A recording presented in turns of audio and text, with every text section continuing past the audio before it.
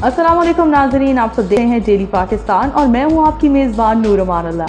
आज हम मौजूद हैं एक डर्मेटोलॉजिस्ट डॉक्टर मोमिना ज़हीर के साथ, जिनके साथ हम डिस्कस करेंगे हमारे स्किन इश्यूज़। ना कि सिर्फ ख़वातीन में स्किन इश्यूज़ ज़्यादा पाए जाते हैं, बल्कि आजकल तो हम मर्द हज़रात के भी बहुत ज़्यादा हमें सुनने को मिलते हैं, उनके स्किन इश्यूज़ बहुत ज़्यादा बढ़ते चले जा रहे हैं। तो हम डॉक्टर मोमिना ज़हीर के साथ हर तरह के स्किन इश्यूज़ डिस्कस करेंगे। आइए इनसे बात करते हैं। अस्सलाम वालेकुम मोमिना। वालेकुम सलाम, कैसे हैं आप? शुक्र अल्लाह का। मोमिना, सबसे पहले हमें बताइए कि अपना एजुकेशनल बैकग्राउंड हमें बताइए। मैंने जी फातिमा जना से ग्रेजुएशन की हुई है, मेरा MBBS की डिग्री वहाँ की है। फिर मैंने गंगाराम से डर्मेटोलॉजी में हाउस जॉब की। उसके बाद मैंने MCPS किया हुआ है MH रावलपिंडी से। जैसा आपने बताया आपने गवर्नमेंट सर्विसेज भी की हैं, तो उस दौरान क्या स्किन इश्यूज़ हुआ करते थे? मतलब वहाँ पर हर तरह का तबका आता है, lower middle class, lower class, तो उनके स्किन इश्यूज़ क्या हुआ करते थे? वहाँ पे ज़्यादातर लोग स्किन इन्फेक्शंस के साथ आते हैं। जैसे अभी सर्दियाँ हो गई हैं, गर्म पानी नहीं मिल रहा है, तो people come with lot of skin infection. ठीक है। और अब जैसे कि आप मतलब अपना स्किन स्टूडियो आप रन कर रहे हो, तो यहाँ पर किस तरह के पेशेंट्स आते हैं आपके पास? यहाँ पे मैक्सिमम जो है हमारे पास एक्नी के साथ कॉस्मेटिक ट्रीटमेंट्स के लिए, छाइयों के ट्रीटमेंट के लिए बहुत ज़्यादा ख़वातीन आती हैं, हेयर फॉल के साथ। जैसे कि विंटर सीज़न चल रहा है, तो विंटर सीज़न के आते ही बहुत सारी हमें स्किन के इश्यूज़ हमें घेर लेते हैं, चाहे मर्द हज़रात हों चाहे ख़वातीन हो। तो आप ये विंटर सीज़न में हमें ऐसे कौन से काम करने चाहिए यार जो हमारी स्किन को बेहतर रखें? आप सबसे पहले मॉइस्चराइज़ करिए स्किन को। नहाने के लिए भी जो आप पानी यूज़ करें वो बहुत गर्म ना इस्तेमाल करिए। और सन ब्लॉक का इस्तेमाल करिए, चाहे सर्दियाँ हैं आपको सन ब्लॉक बहुत ज़रूरी इस्तेमाल करना है। मोमिना, स्किन वाइटनिंग इंजेक्शन के हवाले से आप क्या गाइड करोगे हमारे व्यूवर्स को? आजकल जी गोरे रंग का बहुत क्रेज़ हो गया हुआ है, वाइटनिंग इंजेक्शंस लोग लगवा रहे हैं, लेकिन मैं उनके बिल्कुल हक में नहीं हूँ। वाइटनिंग इंजेक्शंस एक तो बिल्कुल टेम्प्रेरी हैं, उनका असर ख़त्म हो जाता है 5-6 महीने के बाद। उसके अलावा उनके साइड इफ़ेक्ट्स भी हैं, वो आपकी किडनीज़ को, लिवर को भी डैमेज कर सकते हैं, तो इसलिए मैं बिल्कुल उनके हक में नहीं हूँ। जैसे कि वेडिंग सीज़न चल रहा है और वेडिंग सीज़न के आते ही मतलब हैवी मेकअप और रेस्टलेस हो जाता है इंसान, तो उसका असर आहिस्ता आहिस्ता हमारी स्किन पर नज़र आना शुरू हो जाता है। क्या रिकमेंड करोगे आप हमारी व्यूवर्स को? वेडिंग सीज़न में जी क्लेंजिंग, एक दफ़ा मेकअप करने से पहले क्लेंजिंग और मेकअप करने के बाद क्लेंजिंग। उसके बगैर आपको दाने निकल आएंगे चेहरे के ऊपर और स्किन डल हो जाएगी। स्किन लेज़र का आजकल बहुत ज़्यादा रुझान बढ़ता चला जा रहा है। कुछ ख़वातीन मर्द हज़रात इससे घबराते हैं और कुछ मतलब नॉर्मली करवाते चले जा रहे हैं। लेज़र अगर करवाइए तो वो कहते हैं हम बस एक के बाद एक अपना फेस के पार्ट्स जो हैं हम आहिस्ता आहिस्ता लेज़र के थ्रू हम बेहतर से बेहतर बनाते चले जाएँ। लेज़र क्या बेनिफिशियल है हमारे लिए? क्या इसमें कोई ख़तरा ऐसा लाहक है?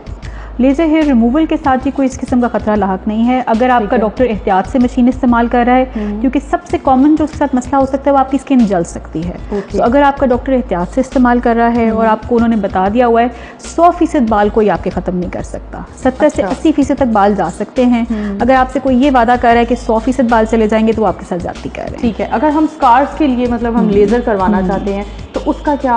उसके लिए लेज़र रीसर्फेसिंग होती है, वो बहुत अच्छा ट्रीटमेंट है। स्कार्स भी काफ़ी हद तक कम हो जाते हैं, लेकिन उसकी भी मल्टीपल सिटिंग्स चाहिए होती हैं। आपको 5 या 6 सिटिंग्स चाहिए होती हैं महीने के गैप से। काफ़ी हद तक मतलब प्रॉपर ख़त्म नहीं होते?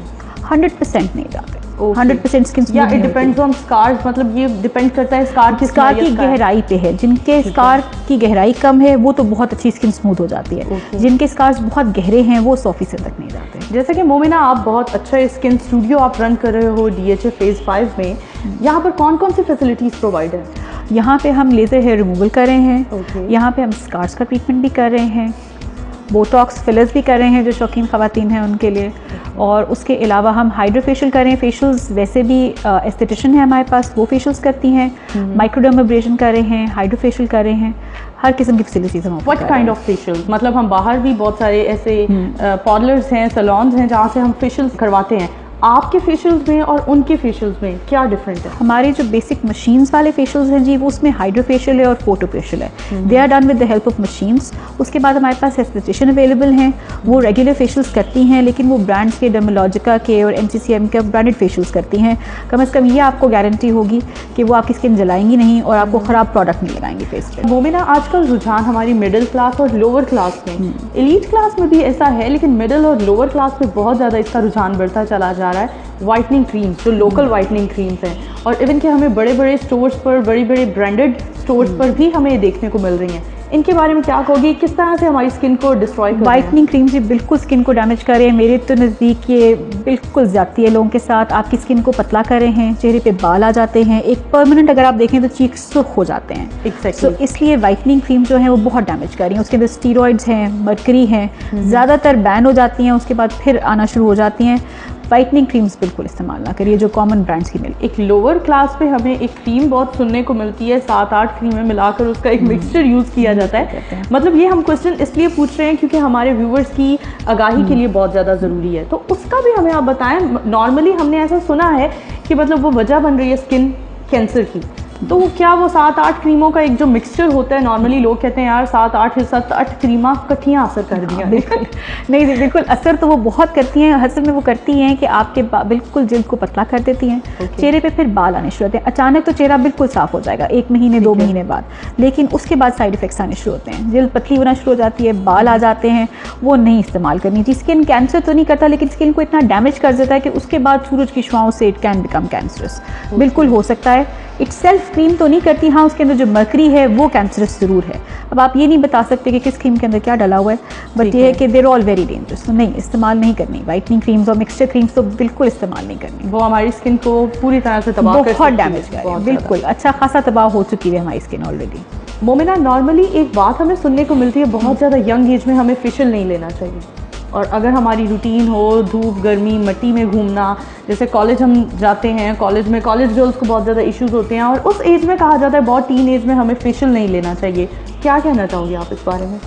एटलीस्ट 20 साल की उम्र तक तो अवॉइड ही करिए, क्योंकि स्किन बहुत सॉफ्ट होती है, सेंसिटिव होती है।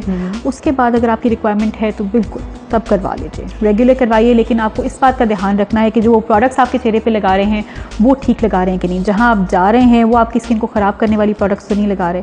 सिर्फ इस चीज़ का ध्यान रखना है आपने। किस एज में हमें डर्मेटोलॉजिस्ट के पास चले जाना चाहिए? वेल आजकल तो ये कहते हैं कि 20s में आपको स्टार्ट करना चाहिए अपनी स्किन का ख्याल रखना, ताकि वो 30s में वैसी लगे कि जैसे आप अपने 20s में हैं। तो इसलिए you should start in your 20s। वो मेरा आजकल वर्किंग लेडीज़ का बहुत ज़्यादा रुझान बढ़ता चला जा रहा है। वर्किंग लेडीज़ को घर भी देखना होता है, जॉब के इश्यूज़ भी मैनेज करने होते हैं। इन सबको साथ चलते हुए हमारी स्किन कहीं पीछे रह जाती है, हमारी अपनी ज़ाती ज़रूरियात, हमारी अपनी बातें बहुत पीछे रह जाती हैं। एक मतलब ऐसा कोई पॉइंट आप बता सकते हो जो क्विकली हमें बहुत ज़्यादा टाइम भी ना देना पड़े और हमारी स्किन भी मैनेज रहे? जनाब रात को एक दफ़ा ज़रूर अपने चेहरे को क्लेंस करिए। जब आप चेहरे की सफाई का ख्याल रखेंगे तो फिर वो बिल्कुल आपके ना दाने निकलेंगे और ना स्किन ख़राब होगी। उसके अलावा एक सन ब्लॉक का इस्तेमाल करिए। रोज़ाना सुबह चेहरे पे उठ के सन ब्लॉक लगाइए, तो आपकी स्किन इंशाल्लाह बहुत बेहतर रहेगी। जी हाँ जी नाजरीन, आज हमने बहुत सारे स्किन इश्यूज़ डिस्कस किए डॉक्टर मोमिना ज़हीर के साथ। यहाँ मैं आप सबसे डॉक्टर मोमिना ज़हीर का स्किन स्टूडियो के नाम से जो उनका क्लिनिक है उसका एड्रेस और फ़ोन नंबर आप सबसे शेयर करती चलूँ। आप अपनी स्क्रीन पर देख सकते हैं, मैं आपसे इनका एड्रेस शेयर करने जा रही हूँ। First floor 19CCA DHA phase 5 Lahore. इनका मोबाइल नंबर भी हम शेयर कर रहे हैं 0304422255।